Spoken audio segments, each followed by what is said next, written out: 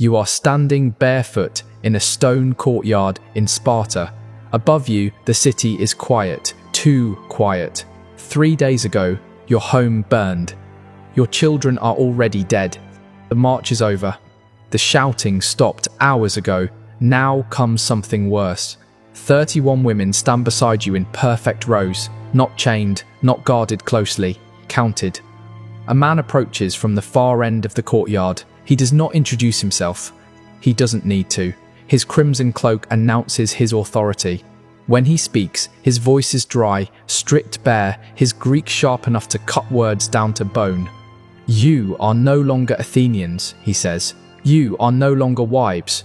Everything you were is finished. Each sentence lands with the precision of a blow that leaves no visible bruise. Melina does not move.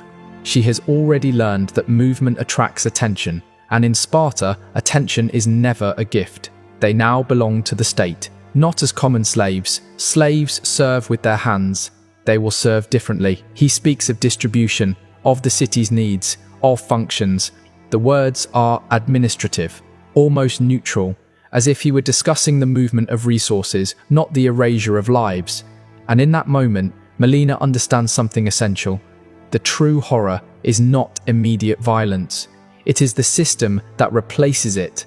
A mechanism that requires no anger, no sadism. Rules are enough. Records are enough.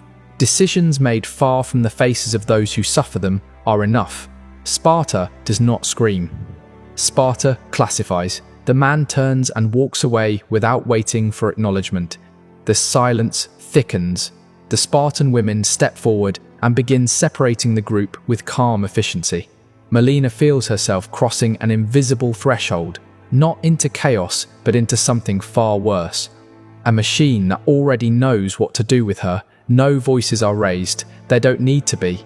Their gestures are brief and exact, like signals memorized long ago.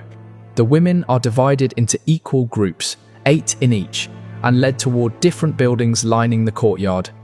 Melina walks with her eyes lowered, counting her steps, forcing her thoughts into order. In Sparta, she senses that thinking too much is a dangerous luxury.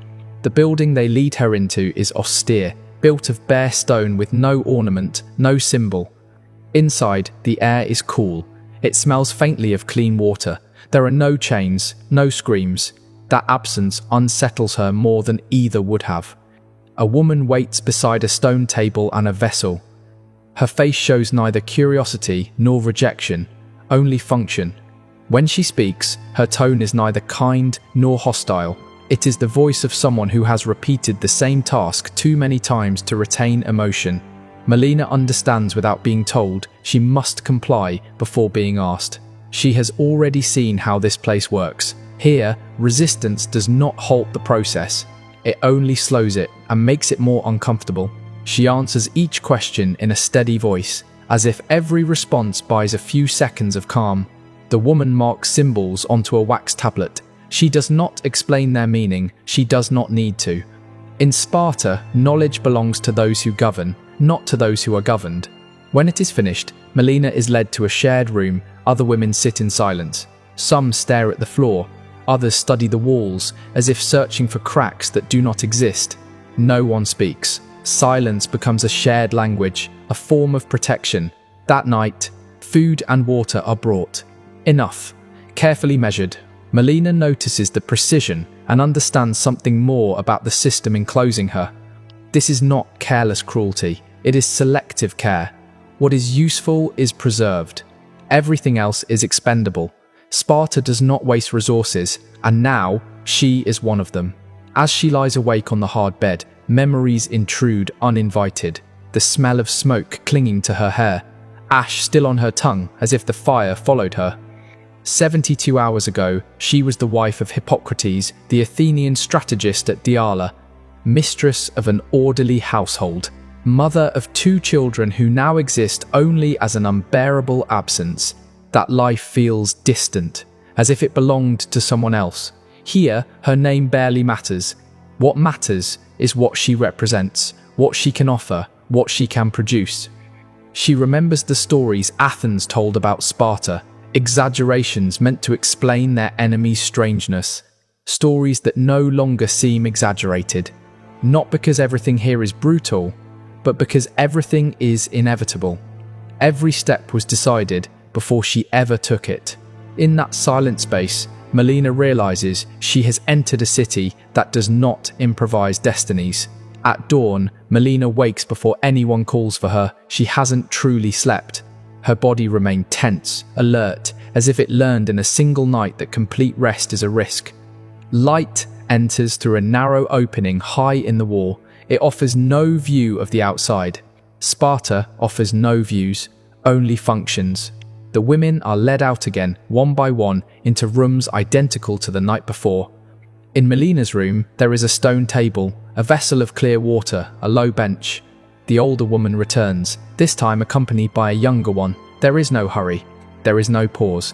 Everything unfolds with the calm precision of a ritual repeated for generations. And whatever comes next has already been decided. The questions continue. They are not inquisitive. They are technical. Data is recorded. Cycles are noted. Backgrounds are reduced to silent numbers. Melina answers without protest. She has already understood that here neither consent nor resistance is required, only cooperation.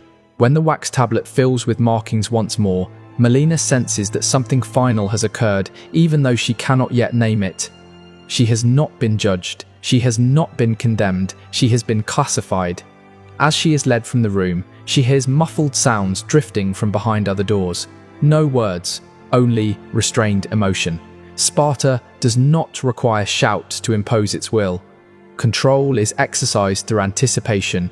Each woman imagines her own fate, and that private imagining proves more effective than any explicit threat. Back in the inner courtyard, Melina studies the architecture with new awareness. Everything here is built to last. Nothing is built to comfort. The stones are not beautiful, but they endure. Sparta does not construct to please. It constructs to remain. The same principle applies to people. Those who fit the structure are preserved. Those who do not are corrected, reassigned, or removed from the calculation altogether. When a Spartan woman approaches and instructs her to follow, Melina rises immediately. She has already learned the most important rule of this place. Those who hesitate are lost. As she walks, she makes a decision so small it barely registers as thought. Sparta may control her body, her time, her immediate future, but it will not fully control her mind. That fragile decision, barely formed, barely named, becomes her first act of resistance. To understand what is about to happen to Melina, it is necessary to step backward in time. Long before she ever stood in this courtyard, Sparta was not born an anomaly. It became one through accumulated decisions, made under pressure, justified by fear, refined by generations who learned to live without alternatives. Centuries earlier, Sparta conquered fertile land. It could not govern without constant anxiety. The subjugated population was large, persistent, impossible to absorb completely. They lived beside their conquerors, working the soil, preserving memory and resentment. From that moment, the city learned a lesson that would define it. Survival would depend on control, not consensus, not persuasion, control. This need reshaped every aspect of Spartan life. Childhood ceased to be a space of protection and became a phase of preparation. Family yielded to the collective. Affection became a liability. Anything that did not reinforce dominance was reduced or removed. The body ceased to belong to the individual. It became a resource managed by the city, not through personal malice, but through systemic coherence. Over time, that coherence was praised as virtue. Spartans learned not to doubt, not to question, not to require explanation. Doubt was seen as a crack through which chaos could enter. Critical thinking was replaced by ritual. Ritual hardened into habit. And when a practice becomes habit, it stops appearing cruel. It simply is. Melina, seated now on a stone bench, becomes the result of this logic. She is not hated. She is not punished for being an enemy. She is absorbed into an ancient calculation, one that determines who serves, how they serve, and for how long. Melina does not yet understand every detail of this system, but she feels its weight, in the way she is watched, in the precision with which she is moved, in the total absence of explanation. The training Sparta imposed on its children sought more than strong bodies. It sought unwavering minds. From early childhood, obedience was taught without question, endurance without complaint,